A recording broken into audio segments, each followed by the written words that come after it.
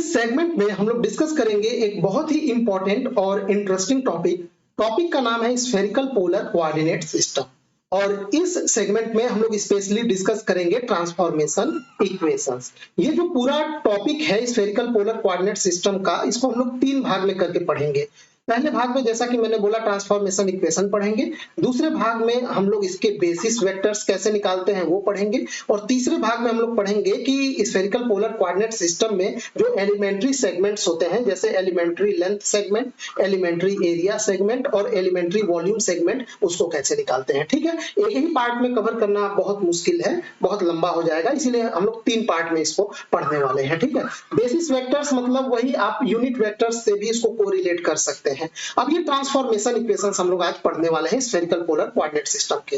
तो किस चीज का ट्रांसफॉर्मेशन इक्वेशन? देखिए, ट्रांसफॉर्मेशन इक्वेशन का मतलब यहाँ पे ये हुआ कि इसको कार्टेशियन कोऑर्डिनेट सिस्टम से हमें जोड़ना है, क्योंकि आप ट्रांसफॉर्मेशन किस चीज में करेंगे, अब बात समझ रहे हैं कि नहीं। जैसे इससे पहले मैंने आप लोगों को कार्टेशियन कोऑर्डिनेट सिस्टम पढ़ाया था, तो कार्टेशियन कोऑर्डिनेट सिस्टम में जो वेरिएबल्स होते हैं, जो कोऑर्डिनेट्स होते हैं, वो क्या होता है, एक्स, वाई और जेड होते हैं। आज मैं आप लोगों को पढ़ाऊंगा कि स्फेरिकल पोलर कोऑर्डिनेट सिस्टम में जो कोऑर्डिनेट्स होते हैं वो r, थीटा और फाई होते हैं। समझ में आया? दोनों कोऑर्डिनेट सिस्टम अलग अलग जगहों पे यूज किया जाता है। ज्यादातर हम लोग ये रेक्टेंगुलर कार्टेशियन कोऑर्डिनेट सिस्टम ही यूज करते हैं, लेकिन कुछ ऐसे प्रॉब्लम्स होते हैं फिजिक्स में या मैथ्स में जहां पे स्फेरिकल सिमेट्री होने के कारण हम लोग अगर स्फेरिकल पोलर कोऑर्डिनेट सिस्टम में अगर प्रॉब्लम को सॉल्व करें तो आसानी से सॉल्व हो जाता है। अब स्फेरिकल पोलर कोऑर्डिनेट सिस्टम में अगर किसी प्रॉब्लम को आप सॉल्व करेंगे तो जो भी पूरा इक्वेशन होगा वो इक्वेशन r, थीटा और फाई में होगा, और कार्टेशियन कोऑर्डिनेट सिस्टम में कोई भी इक्वेशन होता है वो किस में होता है, एक्स, वाई, जेड में होता है। तो इनके बीच में कोई रिलेशन होना चाहिए, और वही जो रिलेशन है वो कहलाता है ट्रांसफॉर्मेशन इक्वेशन। यानी आपको x को इनके टर्म्स में निकालना है, y को इनके टर्म्स में निकालना है और z के इनके टर्म्स में निकालना है, और इसका उल्टा भी r को आपको x, y, z के टर्म्स में निकालना है, थीटा को भी x, y, z के टर्म्स में निकालना है और फाई को भी x, y, z के टर्म्स में निकालना है। तो वो जो इक्वेशंस आपको मिलेंगे, टोटल 6 इक्वेशन, वही बोले जाएंगे transformation equations for spherical polar coordinate system. ये इसी नाम से आपके एग्जाम में पूछा जाता है। तो पहले हम लोग इसका ये ज्योमेट्री समझते हैं। ठीक है, थोड़ा कॉम्प्लेक्स होता है इसका डायग्राम, लेकिन एक बार आप लोग समझ जाएंगे तो आपको हमेशा के लिए दिमाग में बैठ जाएगा। ठीक है, अच्छे से यहाँ पे ध्यान दीजिएगा। सबसे पहले हम लोग अपना एक कार्टेशियन कोऑर्डिनेट सिस्टम ही बना लेते हैं। ये हो गया मूल बिंदु ओरिजिन, ये हो गया हमारा वाई एक्सिस, और ये हो गया यहाँ पे जेड एक्सिस, और ये हो गया एक्स एक्सिस। ठीक है, तीनों एक्सिस म्यूचुअली परपेंडिकुलर है। क्लियर? और एक्स एक्सिस के दिशा में आप लोग जानते हैं यूनिट वेक्टर क्या लिया जाता है, आई कैप। वाई एक्सिस के दिशा में क्या लिया जाता है, जे कैप। जेड एक्सिस के दिशा में के कैप। आप लोग बोलेंगे कि सर यहाँ पे x क्यों नहीं लिए, ये x लेते हैं, ये y लेते हैं, ये z लेते तो सही रहता। हाँ बिल्कुल आप ले सकते हैं, लेकिन मैंने बहुत बुक्स में बहुत स्टडी करने के बाद मैं एक चीज समझा कि ये जो कन्वेंशन है, ये जो लिए हैं, ये एक्स वाई प्लेन आप लीजिए और इसके परपेंडिकुलर जेड लीजिए तो चीजें ज्यादा अच्छी समझ में आती हैं। ठीक है, वैसे भी कोई दिक्कत नहीं है, आप इसको एक्स कर सकते हैं, इसको एक्स कर लीजिए, इसको वाई कर लीजिए, तो भी बताया जा सकता है, कोई दिक्कत नहीं है। बस मैं ये कह रहा हूँ कि एक्स वाई प्लेन को आप लोग यहाँ पे लीजिएगा प्लेन में, और जेड एक्सिस को परपेंडिकुलर ऊपर ले लीजिएगा। ठीक है, गलत नहीं होगा, आप तो चाहे जैसे इसको कर सकते हैं, पर आप लोग फिलहाल इस फ्रेम को अपने दिमाग में बैठा के समझिए। देखिए, अब हम लोग क्या करते हैं, कोई भी एक आर्बिट्रेरी पॉइंट यहाँ पे P लेते हैं। ठीक है, P कोई एक पॉइंट है। अब इस P पॉइंट का अगर आप कार्टेशियन कोऑर्डिनेट सिस्टम में अगर कोऑर्डिनेट लिखेंगे तो क्या हो जाएगा, x, y, z हो जाएगा। अब x, y, z निकालना है तो एक काम करिए, इस P से यहाँ पे परपेंडिकुलर ड्रॉ करिए x, y प्लेन में। अगर आपको नहीं समझ में आ रहा तो मान लीजिए एक कमरे में है, कमरे के बीच में इस पॉइंट P पे, क्योंकि ये जो तीनों एक्सिस है म्यूचुअली परपेंडिकुलर है, तो ये कमरे के 3 जो दीवार, ये जहां पे दीवार मिलते हैं तीनों, वो 3 एक्सिस आप कंसीडर कर सकते हैं। और ये बीच में एक पॉइंट है कमरे के कहीं बीच में, पॉइंट P। अब इस पॉइंट P पे मान लीजिए कोई बॉल है आपके हाथ में, जैसे ही आप उस बॉल को छोड़ेंगे तो वो बॉल सीधे कहां गिरेगा, एक्स वाई प्लेन में गिरेगा। तो मान लीजिए यहाँ इस Q पॉइंट पे आके गिरता है, तो अब आप क्या करिए, ये P जो पॉइंट P है इसका प्रोजेक्शन एक्स वाई प्लेन में क्या हो गया, Q। अभी आप लोग क्या करेंगे, Q से आप लोग परपेंडिकुलर ड्रॉ करेंगे y एक्सिस पे जो कि S पे कट करेगा, और Q से आप लोग परपेंडिकुलर ड्रॉ करेंगे यहाँ पे x एक्सिस पे जो कि R पे कट करेगा। क्लियर हुआ? तो यहाँ पे अब आप देख पा रहे होंगे ये S, यहाँ ये ध्यान दीजिए, ये भले ही आपको तिरछा दिख रहा है पर ये एंगल 90 डिग्री, जहां कहीं भी मैं ऐसा सिंबल बनाया हूं, ठीक है, ये 90 डिग्री को दर्शाता है। तो ये S पे हो गया। तो अब देखिए ये यहाँ S से लेके O तक का ये डिस्टेंस कितना हो जाएगा, Y हो जाएगा। इसी प्रकार आपने परपेंडिकुलर ये ड्रॉ किया था यहाँ X एक्सिस पे, यहाँ पे, तो ये R पे कट किया, तो ये R से लेके O तक का डिस्टेंस कितना हो जाएगा, X हो जाएगा। अब अगर ये X हुआ तो ये वाला Q से लेके S तक का भी डिस्टेंस कितना होगा, X, और अगर ये वाला Y हुआ O से S तो ये R से लेके Q भी कितना होगा, Y होगा। क्लियर हुआ? अब आप जो ये P का प्रोजेक्शन जो XY प्लेन में आया था Q, इसको पॉइंट O से ऐसे मिला दीजिए, ठीक है, OQ। अब यहाँ पे ध्यान दीजिएगा, ये नीचे का पूरा कंप्लीट हो गया। अब यहाँ P पे वापस आइए, इस P से ये जो OQ है इसके पैरेलल यहाँ पे एक लाइन, यहाँ पे, या यूं कह लीजिए इस P से अगर Z एक्सिस पे आप परपेंडिकुलर ड्रॉ करेंगे, लंबवत लाइन ड्रॉ करेंगे, तो मान लीजिए वो यहाँ T पे आके कट करता है, ठीक। तो ये O से लेके T तक की दूरी कितनी हो जाएगी, Z हो जाएगी। तो चूंकि ये लाइन ये पैरेलल्स थे और ये प्लेन में है, तो P से लेके ये Q तक की भी दूरी कितनी होगी, Z होगी। क्लियर हो गया? अब ये डायग्राम समझिए, ये डायग्राम समझ में आ गया सबको। अब ध्यान दीजिए, अब हम लोग स्फेरिकल पोलर कोऑर्डिनेट की ओर बढ़ने जा रहे हैं, क्योंकि अभी तक कार्टेशियन कोऑर्डिनेट सिस्टम में डील कर रहे थे। अब हमें r थीटा फाई को दिखाना है। देखिए स्फेरिकल पोलर कोऑर्डिनेट सिस्टम में जो पॉइंट P होता है, उसको उसके मूल बिंदु ओरिजिन O से जो उसका पोजीशन वेक्टर होगा, उसका मैग्नीट्यूड जो R है वो उसका पहला कोऑर्डिनेट होता है R, जिसको हम लोग रेडियल डिस्टेंस बोलते हैं। यानी O से लेके इस पॉइंट P तक का जो रेडियल डिस्टेंस होगा वो R, ये पहला वेरिएबल R हो गया। थीटा क्या होता है, ये जो रेडियल वेक्टर होता है, जो रेडियस वेक्टर R होता है, ये वर्टिकल एक्सिस जो XY प्लेन का जो वर्टिकल Z एक्सिस है उससे जो एंगल बनाता है वो होता है थीटा। ये क्या हो गया, थीटा। अब इसके बाद एक और एंगल फाई बचा। अब देखिए फाई क्या होता है, फाई जो है वो ये जो आपने OQ ड्रॉ किया था ना, जब P का प्रोजेक्शन आपने लिया यहाँ XY प्लेन में Q, तो इस O से Q को मिलाने वाला जो प्लेन है, मैं पूरे के पूरे प्लेन की बात कर रहा हूँ, ये प्लेन मैं ड्रॉ कर रहा हूँ जो वर्टिकली, जैसे एक किताब का पन्ना आप खोलते हैं तो ये ऐसे एक प्लेन दिखाई देता है ना, ये पूरा का पूरा प्लेन ये x एक्सिस से जो ये कोण बनाता है, हाँ, उसी प्लेन में ये पोजीशन वेक्टर R आ जाना चाहिए। ये जो एंगल बनाता है वही होता है फाई। समझ में आया? अब इसको सिंपलीफाई वे में समझ लीजिए, सिंपल सा, ज्यादा दिमाग मत लगाइए। ये पॉइंट P था, इस पॉइंट P का प्रोजेक्शन हमने Q पे ड्रॉ किया XY प्लेन में। अब O से लेके Q ये जो वेक्टर है, ये जो x एक्सिस से एंगल बनाएगा ये होगा फाई, जबकि इसका पोजीशन वेक्टर ये जो R है रेडियल वेक्टर, ये वर्टिकल Z एक्सिस से जो एंगल बनाएगा वो थीटा। तो ये तीनों कोऑर्डिनेट मिले आपको, R, थीटा और फाई। ये R, थीटा, फाई जैसे जैसे आप वेरी करेंगे इसका पोजीशन अलग अलग बदलता रहेगा। और जब आप इसका लोकस ड्रॉ करेंगे तो इसका लोकस एक स्फीयर का इक्वेशन आता है। कहने का मतलब ये कि अगर R रेडियस का आप एक स्फीयर ड्रॉ करेंगे तो ये पूरा का पूरा एक स्फीयर नुमा डायग्राम बनेगा, जिसमें ये जो पॉइंट P है ये स्फीयर के ऊपर सरफेस यानी ऊपरी सतह पे पड़ेगा। समझ में आया? जो पॉइंट P है ये इसके ऊपरी सतह पे पड़ेगा, ठीक। अब इसी डायग्राम में इनके बेसिस वेक्टर भी आज ही समझ लीजिए, इनके इक्वेशन भले ही हम लोग नेक्स्ट टर्न पे डिराइव करेंगे। तो देखिए जैसे कि कार्टेशियन कोऑर्डिनेट सिस्टम में जो यूनिट वेक्टर्स होते हैं x एक्सिस के अलोंग i कैप, y के अलोंग j कैप और z के अलोंग k कैप, तो यहाँ पे भी जो यूनिट वेक्टर होते हैं उनको बेसिस वेक्टर बोलते हैं। तो r, ये जो r रेडियल वेक्टर है, इसी के अलोंग आप इसी के अलोंग जो डायरेक्शन लेंगे ये ऊपर की ओर, ये क्या हो जाएगा, r कैप हो जाएगा, ठीक।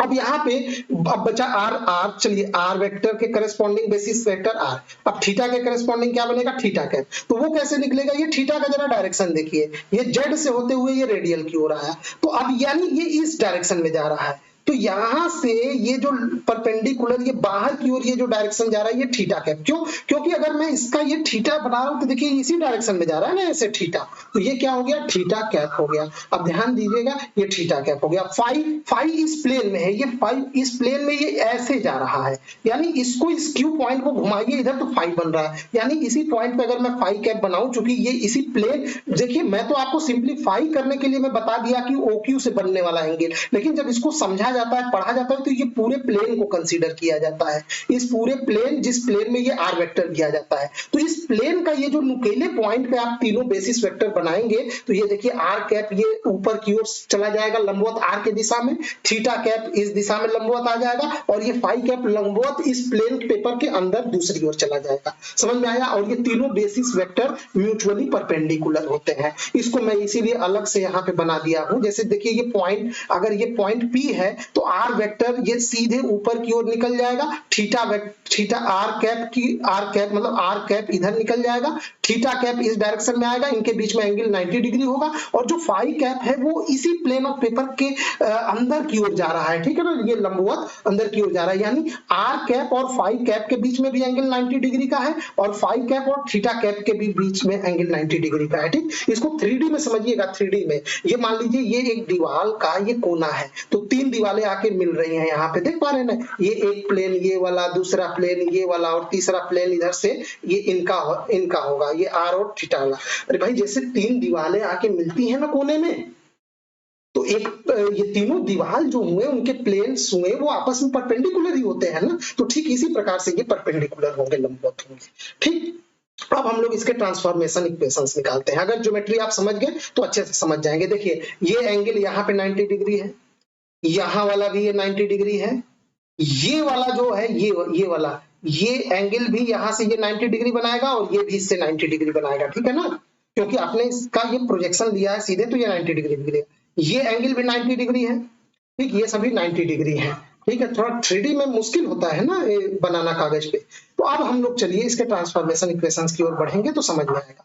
In the spherical polar coordinate system, we determine the position of any point P in terms of coordinate r, theta, phi. अब ये जो r है ये क्या होता है? ये रेडियल वेक्टर होता है, या इसको रेडियल कोऑर्डिनेट बोलते हैं, हिंदी में क्या बोलते हैं? त्रिज्य सदिश। त्रिज्य सदिश बोला जाता है इसको। दूसरा थीटा को हम लोग बोलते हैं कोलैटिट्यूड एंगल। ये थीटा किसके किसके बीच में एंगल था? रेडियल वेक्टर आर और जो वर्टिकल एक्सिस जेड था उनके बीच में एंगल था। फाई क्या है? Azimuthal angle. एजीमुथल एंगल क्या होता है? वो प्लेन जो आर वेक्टर को कंटेन करता हो, वो प्लेन जो है वो एक्स एक्सिस के साथ जो एंगल बनाता है वो है हमारा फाई है। ठीक, आगे बढ़ते हैं। The relation between Cartesian coordinate X Y Z and spherical polar coordinate R theta pi is given by, कैसे यहाँ पे निकालेंगे? तो चलिए, in right angle triangle OTP, यहाँ पे एक राइट एंगल ट्रायंगल देखिए OTP, ये एक राइट एंगल ट्रायंगल बना, यहाँ पे 90 डिग्री यहाँ पे बन रहा है, ठीक है, 90 डिग्री यहाँ पे बन रहा है, तो ये हो जाएगा इसका कर्ण हाइपोटेनस, और बाकी एक हो जाएगा इसका लंब और दूसरा आधार, ठीक है, बेस एंड हाइट। तो इसमें जब आप लोग लगाइएगा, यहाँ पे क्या लगाया गया है जरा देखिए, तो यहाँ पे लगाया गया है साइन थीटा। तो चलिए पहले साइन थीटा जरा लगाइए, तो यहाँ पे आप साइन थीटा इसमें लगाएंगे, तो साइन थीटा क्या होता है? लंब। लंब यानी ये TP क्या होगा जाएगा? TP बटे कर्ण, कर्ण यानी OP। तो TP कितना है? ये यहाँ से यहाँ तक की दूरी कितनी है? ये यहाँ से ये वाला ये और ये नहीं, ये दूरी ही तो निकालना है ना, TP हाँ यही तो निकालना ही है, TP ही तो निकालना है। यहाँ पे देखिए TP हमको निकालना है, और ये TP बराबर कितना है? OQ। इसी एक्चुअल में हमें OQ की वैल्यू चाहिए, तो हम ये TP निकालेंगे तो वो OQ के बराबर होगा। तो इस TP को हम लोग क्या लिख सकते हैं? OQ और बटे OP कितना है? R। तो OQ बराबर क्या हो जाएगा? R sine theta. तो यहाँ पे डायरेक्ट हम लोग OQ बराबर क्या लिख देंगे? R साइन थीटा, वही यहाँ पे लिखा गया है। देखिए यहाँ पे ये R साइन थीटा यहाँ पे लिख दिया गया है, OQ बराबर, इसको याद रखिएगा। अब हम लोग X निकालते हैं, OR X हमको निकालना है ये O से लेके R तक की दूरी। ठीक, तो आप लोग ये ट्रायंगल जो राइट एंगल ट्रायंगल ORQ में आप लोग लगा दीजिए, क्या लगाएंगे? कॉस फाई लगाया गया है, देखिए यहाँ पे, हाँ कॉस फाई लगाया गया है। तो cos फाई अगर आप इसमें लगाएंगे तो cos फाई क्या होता है, इसका बेस क्या है, इसका बेस यहाँ पे हो जाएगा x बटे इसका हाइपोटेनस कर्ण कितना है y। समझ में आया? तो x बराबर क्या हो जाएगा, x बराबर cos, एक मिनट उल्टा हो गया, गलती हो गई। ये आप लोग फाई लगा रहे हैं, ये इसका हाइपोटेनस हो गया, आपको ये इसके टर्म्स में निकालना है। बेस आप लोग ये मानेंगे और ये इसका कर्ण मानेंगे। तो चलिए अब cos फाई लगाइए। तो cos फाई बराबर इसका बेस OQ बटे यहाँ पे क्या हो जाएगा, OQ बटे ये y। तो OQ बराबर y cos फाई, एक मिनट जरा कंफ्यूजन हो गया क्या, ठीक तो है, OQ cos फाई, हाँ सही है, वैसे ही लगेगा। तो यहाँ पे आपको क्या निकला, यहाँ पे OR बराबर OQ cos फाई। ओ सॉरी, राइट एंगल ट्रायंगल यहाँ पे बन रहा है, सॉरी मैं इस एंगल से, ये तो फाई है एक्चुअल में ना, ये राइट एंगल ट्रायंगल जब यहाँ पे ये 90 डिग्री यहाँ पे बनेगा तो हाइपोटेनस जो कर्ण है वो ये हो जाएगा और ये हो जाएगा इसका बेस। अब जाके सही हुआ, तभी मैं कह रहा हूं मैं इसको 90 डिग्री मान के इसको हाइपोटेनस कर्ण ले ले रहा हूं, तभी तो गलती हो रहा है। ठीक, ये 90 डिग्री यहाँ पे बन रहा है ना, तो अब यहाँ पे जब आप लोग निकालेंगे तो OR देखिए यहाँ से अब समझ में आ जाएगा अच्छे से। OR बराबर OQ cos फाई हो जाएगा। ठीक है, तो OR यहाँ पे आप समझ पा रहे हैं कि समझाना होगा। यहाँ पे cos फाई अब लगाइए, cos फाई अब दिक्कत नहीं होगा। cos फाई बराबर यहाँ पे इसका बेस क्या है, ये है बेस, ये है, तो OR बटे इसका हाइपोटेनस क्या है, ये है, ये वाला, समझ पा रहे हैं ना। तो ये क्या है, ये OQ, तो OR यानी X बराबर OQ cos फाई और OQP अभी जस्ट हम लोग निकाल के बैठे हुए हैं। OQ यहाँ पे देखिए, ये यहाँ पे हमारा OQ है, तो ये OQ बराबर R sin theta into cos phi, तो ये X आ गया, ये निकल गया पहला ट्रांसफॉर्मेशन इक्वेशन। अब हम लोग Y निकालते हैं। Y क्या है, OS या RQ, OS या RQ, यहाँ पे देखिए OS कहाँ पे है, ये OS या यूं कह लीजिए ये RQ। तो इसी ट्रायंगल में आ जाइए और इसी ट्रायंगल में आप लोग क्या लगा सकते हैं, देखिए इसी सेम ट्रायंगल में आप लोग जब लगाएंगे साइन फाई, तो साइन फाई अगर आप लगाएंगे तो क्या निकल के आएगा, sine phi is equal to, आपको ये निकालना है y, तो साइन फाई बराबर क्या हो जाएगा, इसका लंब। अब देखिए ये राइट एंगल ट्रायंगल यहाँ पे बन रहा है, तो इसका जो ये हो गया कर्ण हाइपोटेनस और ये इसका क्या हो गया, ये वाला लंब हो गया। तो यहाँ पे ये आ जाएगा y बटे OQ, तो y बराबर क्या आ गया, OQ साइन फाई, और OQ का मान हम लोग निकाले ही है, तो OQ साइन फाई आया ना, यहाँ पे देखिए OQ साइन फाई, तो ये OQ साइन फाई, OQ का मान क्या है, OQ का मान है R साइन थीटा, तो यहाँ पे ये R sine theta sine phi आ गया। तो ये दूसरा इक्वेशन हो गया। तो पहला transformation equation equal to x equal to R sine theta cos phi और दूसरा y equal to R sine theta sine phi. तीसरे इक्वेशन सबसे सिंपल है, तीसरे इक्वेशन के लिए PQ बराबर OT बराबर और cos थीटा, PQ बराबर OT बराबर, ये देखिए PQ, यहाँ पे देखिए, ये देखिए PQ बराबर ये OT है, तो OT है, तो इसी राइट एंगल ट्रायंगल में देखिए ये R है, तो ये R cos क्या हो जाएगा, थीटा, तो Z बराबर क्या हो जाएगा, R cos थीटा, तो Z बराबर हो जाएगा R cos थीटा, या उस एंगल में आप cos थीटा लगा दीजिएगा तो cos थीटा बराबर Z बटे R निकल के आएगा। क्लियर हो गया। तो ये तीनों हो गए हमारे ट्रांसफॉर्मेशन इक्वेशन, यानी हमने कार्टेशियन कोऑर्डिनेट सिस्टम XYZ को spherical polar coordinate system R theta और फाई के टर्म्स में ट्रांसफॉर्म कर दिया। अभी हम लोग उल्टा करेंगे, यानी हम लोग R थीटा फाई को XYZ के टर्म में ट्रांसफॉर्म करेंगे। तो उसके लिए कुछ करना नहीं है, ज्योमेट्री पे नहीं जाना होगा, आप तीनों इक्वेशन को स्क्वायर करके ऐड करिए, तो ये देखिए ये x square plus y square plus z square, square करेंगे तो यहाँ पे ये देखिए r square sine square theta cos square phi, r square sine square theta sine square phi plus r square cos square theta. अब इनमें से r square sine square theta और r square sine square theta common ले लीजिए, तो ये बचा cos square phi plus sine square phi, तो cos square theta plus sine square theta का मान कितना होता है 1। अब अगेन यहाँ पे बचा R square sine theta plus R square cos theta. इसमें से अगेन आप आर स्क्वायर कॉमन लीजिए तो बचेगा sine square theta plus cos square theta, इसका भी माना जाएगा 1 बराबर आर स्क्वायर, यानी X square plus Y square plus Z square बराबर क्या मिला, आर स्क्वायर। तो यहाँ से आर बराबर under root x square plus Y square plus Z square, ये मिल गया चौथा ट्रांसफॉर्मेशन इक्वेशन, आर जो है एक्स वाई जेड के टर्म्स में। आप बोलेंगे सर इसको क्यों घेरे हैं, इसको इसलिए घेरे हैं कि यहीं पे एक आंसर छुपा हुआ है। आप लोगों को मैं बोला कि इस कोऑर्डिनेट सिस्टम को हम लोग स्फेरिकल पोलर कोऑर्डिनेट सिस्टम बोलते हैं। क्यों? क्योंकि आप देख पा रहे हैं ये किसका इक्वेशन है, x square plus Y square plus Z square बराबर आर स्क्वायर, ये एक स्फेयर का इक्वेशन है।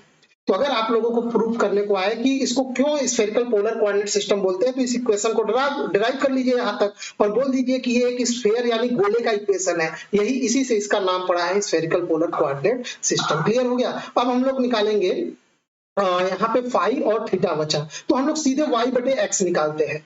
y बटे x निकालेंगे, या ये नहीं निकालना चाहते हैं, रिवर्स में सेट नहीं करना चाहते हैं, तो इन राइट एंगल ट्रायंगल ORQ में चले जाइए और ORQ में जाके वहां tan फाई निकालिए। तो tan फाई निकालेंगे तो y बाई एक्स यानी RQ बटे OR आएगा। इसको मैं आप लोगों के ऊपर छोड़ रहा हूं, जाइएगा डायग्राम में निकालिएगा। तो यहाँ से ये y बटे एक्स आ गया, तो यहाँ से फाई बराबर क्या हो जाएगा, tan इनवर्स y बटे एक्स। ये है पांचवा ट्रांसफॉर्मेशन इक्वेशन।